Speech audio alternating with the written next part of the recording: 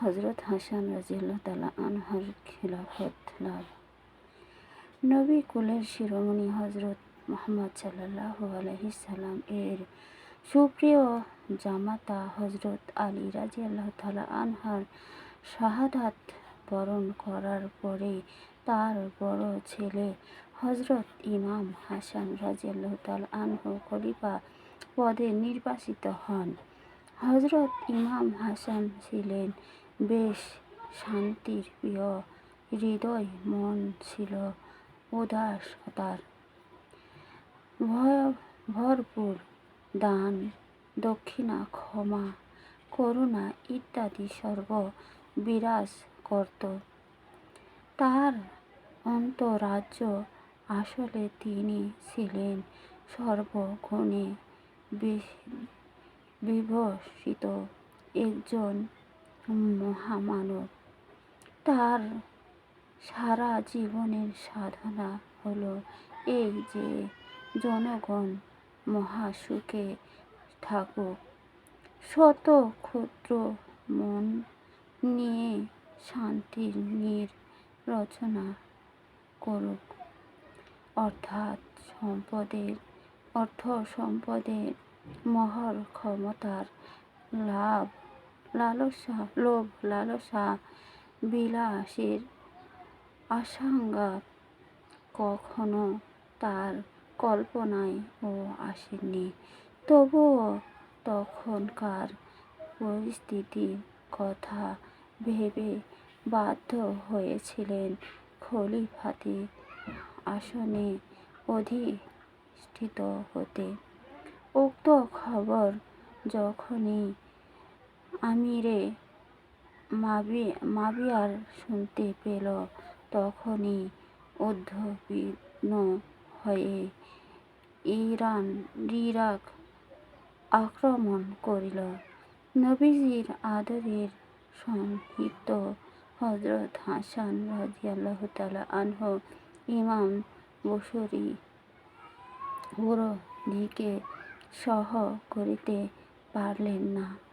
পবিত্র ইসলামের মর্যাদা রক্ষার উদ্দেশ্যে সেনা প্রধান কাজেশের নিহতে মাবিয়ার বিরুদ্ধে সৈন্য পাঠালেন। দুই দলের মধ্যে শুরু হলো ভয়াবহ যুদ্ধ। চারিদিকে তরবারির ঝনঝন শব্দ, যে আকাশ বাতাস মানব করুণ সুরে কাঁদছে আর চিৎকার করে বলতেছে, কি হবে এই যুদ্ধের পরিণতি? এই ভয়াবহ ভাবনাতুর মুহূর্তে কাফেরী দলেরা 70 সৈনিক সেনা প্রধান কায়েসের বিরুদ্ধে যুদ্ধের ময়দানে মিথ্যা গুজব রটনা করেন, যাতে মানুষের অন্তরে কিছুটা দ্বিধা ও সংশয় সৃষ্টি হয়। সেই সৈনিকরা মনোবল হারিয়ে ফেললে যুদ্ধের গতি থেমে গেল। ইমাম হাসানের সৈন্যদল যুদ্ধের ময়দানে বিদ্রোহ ঘোষণা করিল। গোপনে গোপনে কাফেররা মাবিয়ার লোকেরা তাদেরকে বেশ প্রলোভন দেখালো, যাতে তারা নিজেদের বিবেককে ভুলে যেয়ে নানা ফাসাদ সৃষ্টি করে। আর হলো তাই। হযরত ইমাম হাসান রাদিয়াল্লাহু তাআলা আনহু যুদ্ধের ময়দানে ভয়াবহ অবস্থা দেখে শান্তি ফিরিয়ে আনা ও রক্তপাত বন্ধনের উদ্দেশ্যে মাবিয়ার মধ্যে একটি চুক্তিপত্র লিপিবদ্ধ করা হলো। উক্ত সিদ্ধান্তের শর্তা অনুযায়ী হজরত ইমাম হাসান রাদিয়াল্লাহু তাআলা আনহু খিলাফতের দাবি মুয়াবিয়ার হাতে ন্যস্ত করল। চুক্তিপত্রের শর্তগুলো এই রকম: হজরত ইমাম হাসান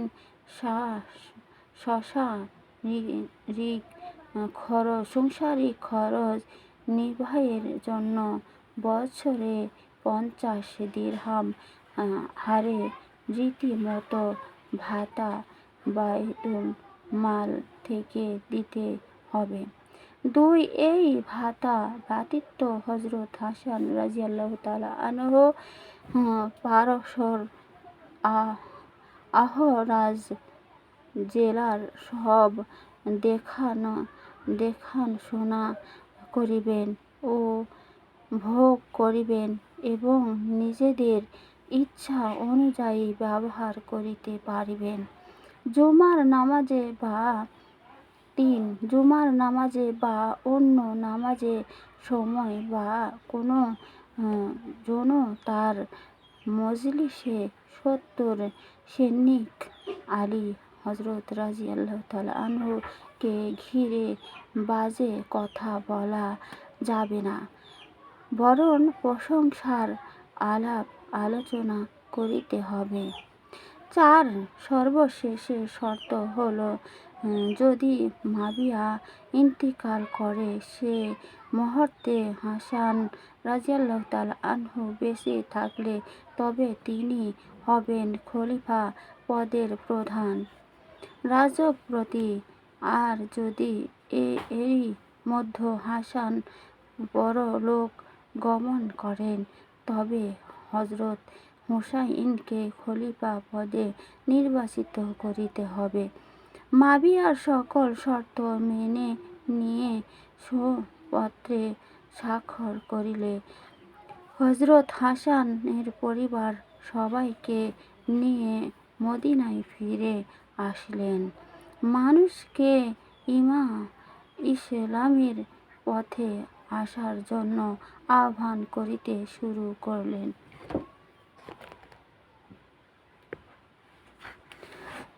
হযরত হাসান রাদিয়াল্লাহু তাআলা আনহু শাহাদাত বরণ। এদিকে দেশের জনগণের সুখ শান্তি রক্ষার জন্য জোর প্রচেষ্টা, অন্যদিকে প্রধান রাজ্য নেতা হওয়ার লালসা ইসলামের নিয়ম নীতিকে ধ্বংস করিতে শুরু করল। হাশিমি বংশীয়গণ সর্বদা সুখের রাজ্য রচনায় উদ্দেশ্য ব্যস্ত হয়ে পড়িলেন, কিন্তু উমাইয়া গোত্রদ্বয় সারা রাজ্য হতে তাতে ক্ষমতার অপব্যবহার করিতে আরম্ভ করিল। এদিকে সত্যতা, ধার্মিকতা, সরলতা, অন্যদিকে নিষ্ঠা, প্রতারণা, উক্ত পরিস্থিতি সাধারণ জনমানব দোলদোলমান হয়ে পড়িল। কি মুয়াবিয়া ভেবেছিল, যেমনি করেই হোক অভিনয় ছল চাতুরী দিয়ে হলেও ও রাজ্য প্রধান হতে হবে। তাই তো নির্দয় মুয়াবিয়া প্রচেষ্টা থেকে বিন্দুমাত্র সরে দাঁড়াননি। সিরিয়ার বায়তুল মাধ্যমে সঞ্চল অর্থ সম্পদ রাজনীতির পাঠানে রাজকৌশল বুদ্ধিমত্তা যেখানে খুশি ইচ্ছে মতো ব্যবহার করিতে থাকলেন। ফলে মিশর, সিরিয়া ও ইরাকের অনেক লোক তাকে সমর্থন দিতে লাগল।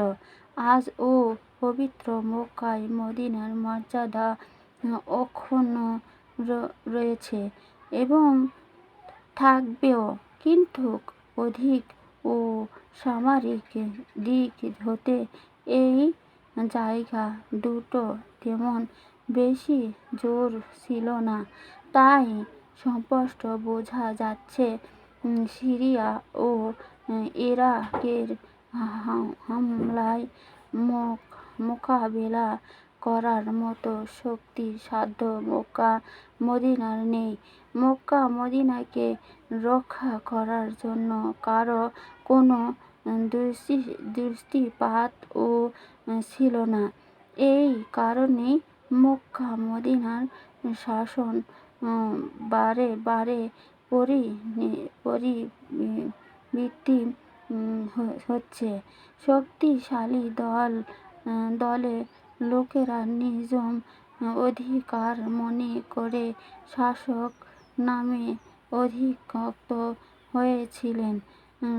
লোভী শাসকগণরা পবিত্র মক্কা মদিনার মর্যাদা অনেকবার বিনষ্ট করেছেন।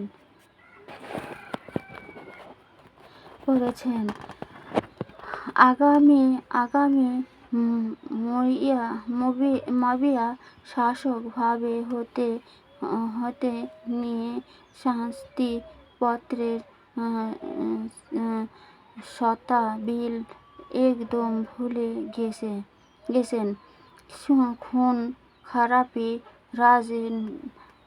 রাহাজানি, জোর জবরদস্তি ইত্যাদির মধ্য দিয়ে খেলাফত তরকের স্থায়ী বিষয়ে রাজনীতি পরিণতি করার কার্যক্রমে মেতে উঠল। পার্থিব জান-মাল নিরাপত্তার অভাবে জনসাধারণ বালক হয়ে পড়ল। জনসাধারণের এই বেদনাতুর মুহূর্তে মাবিয়ার ছেলে ইয়াজিদ শাসনভার বহন করার জন্য বাধ্য হয়ে পড়লেন। বাবার শাসন ক্ষমতাকে স্বীয় হাতে নেওয়ার জন্য কঠিন ষড়যন্ত্রে লিপ্ত হন। নিশ্চয় নিকট ইয়াজিদ ভেবেছিল পবিত্র দুই মহান নেতা হাসান ও হুসাইনকে পৃথিবী থেকে সরিয়ে দিতে পারলেই তার পথ সুগম হবে। তাই তার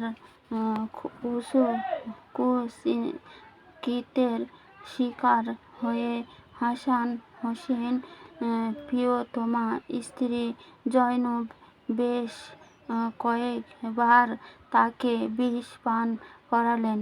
প্রথম দুইবার বিষের প্রতিক্রিয়া তেমন ভয়াবহ ছিল যে নবীজীর আদরের দুলাল হযরত হাসান রাযিয়াল্লাহু তাআলা আনহু ইসলামের প্রচারের কথা ভুলে গিয়ে চিরতরে নিদ্রায় গেলেন।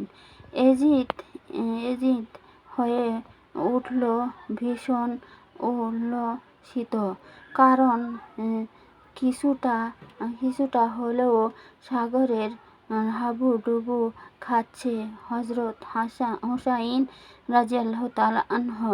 তবে সুযোগ বুঝে ব্যবস্থা নিবে, এটাই ইয়াজিদের সমাধান।